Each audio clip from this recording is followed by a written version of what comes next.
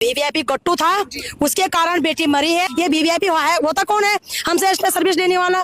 कि इस घोटाले में हमारे उत्तराखंड के 70 के 70 पक्ष विपक्ष के विधायक शामिल हैं। एक तरफ ये बेटी बचाओ की बात करते हैं, तो क्या इनके एक्स्ट्रा सर्विस के लिए बेटी बचाएं? हम सिर्फ 2 महीने दे रहे हैं आपको कि हमारे देश का पितृसत्तात्मक सोच रही है। यहाँ तक कि धामी जी ने कहा ये हमारा मुद्दा नहीं है, लताड़ लगाई सरकार को, तब जाकर के सीबीआई जांच के लिए दिया गया। कुछ पता नहीं है तो पद खाली करें, हम बैठेंगे हम करेंगे काम। फिर तो हमारा सरकार पे दबाव बनाना चाह रहे हैं इस रैली के माध्यम से कि सीबीआई की जांच तेज हो, आपातकालीन फंड बना करके इन पीड़ित नागरिकों को राहत दें। 9 सालों से लूटने दिया अपने लोगों को।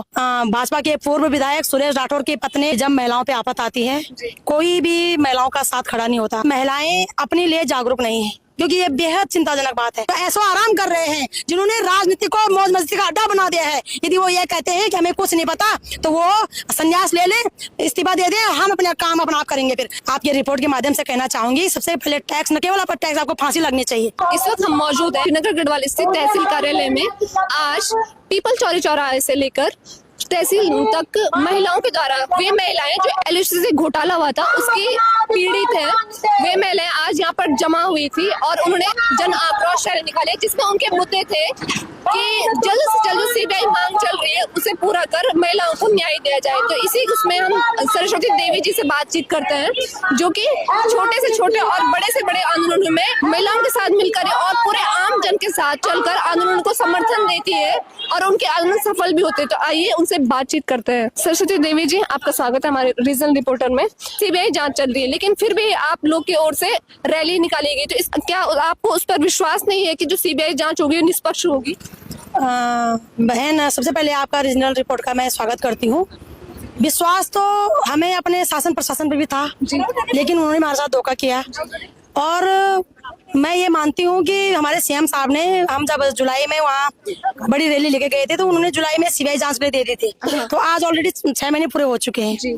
हमारे माननीय हाई कोर्ट नैनीताल ने भी सीबीआई जांच के लिए लताड़ लगाई सरकार को, तब जाकर के सीबीआई जांच के लिए दिया गया संस्तुति। लेकिन हमारा मानना ये है कि सीबीआई जांच, किसी भी जांच पड़ताल, ये सरकार का लफड़ा है, ये जनता का लफड़ा नहीं है। क्योंकि जनता के, हमने अपनी सरकार पे भरोसा किया है ना, और ये सारी प्रोसेस सरकार के तहत हुई है ना। तो हमारा सरकार पे दबाव बनाना चाह रहे हैं इस रैली के माध्यम से कि सीबीआई की जांच तेज हो, क्योंकि सीबीआई ने उन्हीं लोगों को पकड़ा जो पीड़ा में है, और पकड़ना उन्हें चाहिए था जिन्होंने एनओसी दी, जिन्होंने रजिस्ट्रेशन करने के लिए परमिशन दिया है, जिस सरकार ने इसको प्रमोट किया है ना। इसमें से इन्हीं में से कोई मैनेजर है या कोई जो कुछ भी है, उन्हीं को पकड़ा गया। तो ये हमारा कहना है कि यदि पकड़ना है तो रजिस्ट्रार को पकड़े, उन्हें पूछे कि तुमने पहले वो उनका बायलॉज क्यों नहीं पढ़ा। हमेशा बायलॉज जाता होगा ना, जब भी रजिस्ट्रेशन होता होगा उसका बायलॉज जाता होगा, तो तुमने बायलॉज क्यों नहीं पढ़ा उसमें? यदि पढ़ा है तो तुमने एनओसी दी है तो फिर तुमने जिम्मेदारी क्यों नहीं ली? आज हमारी माँ बहन बेटियों को इस रैली में बहन इस भुगतान को लेकर के, मतलब घोटाले को लेकर के 1.5 साल हो चुका है, और अभी तक भी सरकार किसी भी प्रकार की सुध नहीं ले रही। यहाँ तक कि धामी जी ने कहा ये हमारा मुद्दा नहीं है। तो यदि आपका मुद्दा नहीं है तो आपने घुसने क्यों दिया अपने राज्य में? मतलब मुझे इस बात का बेहद दुख हो रहा है कि हमारे संवैधानिक पदों में बैठे हमारे जिम्मेदार लोग ये कह रहे हैं कि हमारा मुद्दा नहीं है। अगर आपका मुद्दा नहीं है तो आपने उसे बॉर्डर पे रोक देना चाहिए था। 37 ब्रांचें खुली थी बहन 9 सालों से लूटने दिया अपने लोगों को।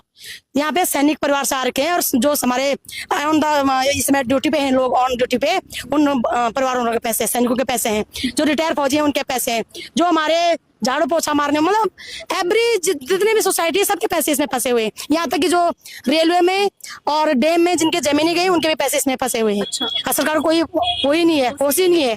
तो इस विषय में हमारी मांग है, यदि सीबीआई की जांच बिठा दी है तो 6 महीने ऑलरेडी पूरे हो चुके हैं, हम सिर्फ 2 महीने दे रहे हैं आपको।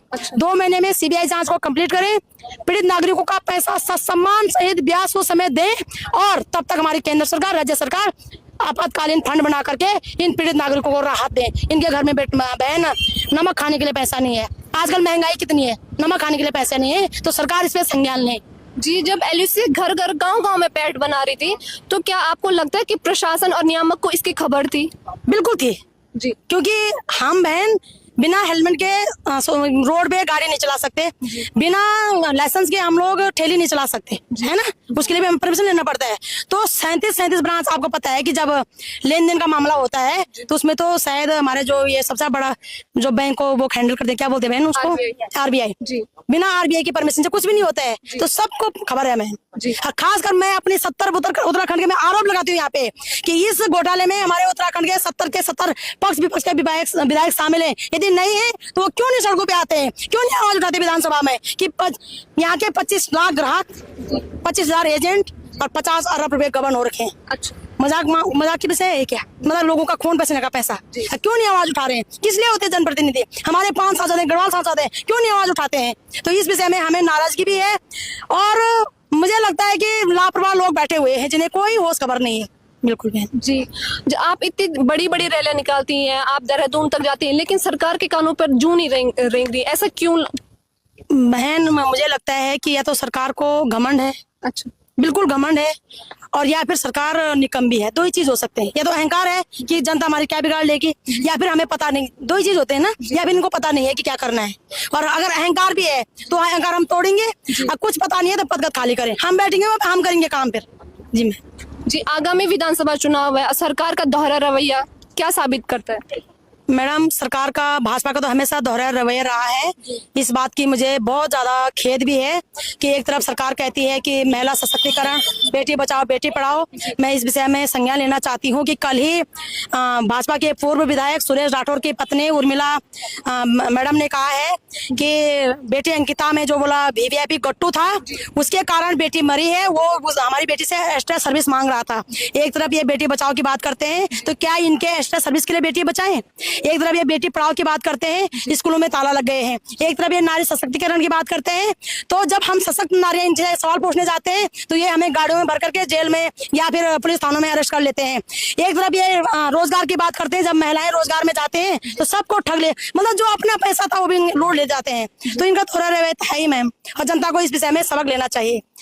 जो एक अंतिम प्रश्न पूछ रही है, एलआईसी चिट फंड घोटाले में महिलाएं तो, जो घोटाला है इसमें महिलाएं तो है, लेकिन ऐसा क्यों है कि ये सिर्फ महिलाओं का ही आंदोलन बनकर रह गया है? नहीं, इसमें युवा दिखते हैं, जबकि सबको एक साथ मिलकर होना, क्योंकि जब पूरी जो आंदोलन है अगर उसमें महिला, युवा, बुजुर्ग सब एक साथ मिलकर आएंगे तब कहीं ना कहीं आवाज पहुंचेगी, लेकिन जब दिखता है तो इसमें सिर्फ महिलाएं दिख रही है। ऐसा क्यों है? ऐसा इसलिए है बहन कि हमारे देश का पितृसत्तात्मक सोच रही है कि जब महिलाओं पे आफत आती है कोई भी महिलाओं का साथ खड़ा नहीं होता। हालांकि हमारे कुछ भाई जरूर आ रखे हैं, और यदि जब महिलाओं का इस्तेमाल करना होता है तब सब महिलाओं को आगे कर लेते हैं, पहली बात। दूसरी बात यह है कि महिलाएं अपने लिए जागरूक नहीं है, क्योंकि ये बेहद चिंताजनक बात है।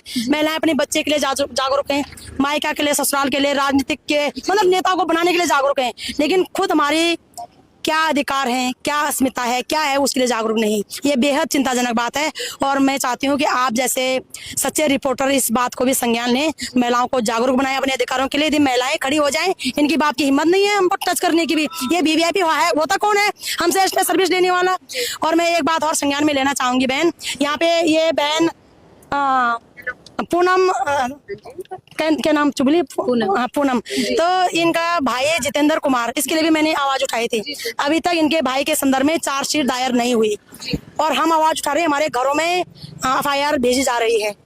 तो ये बहन कुछ कहना चाहेगी, जरूर इनका भी संज्ञान लें।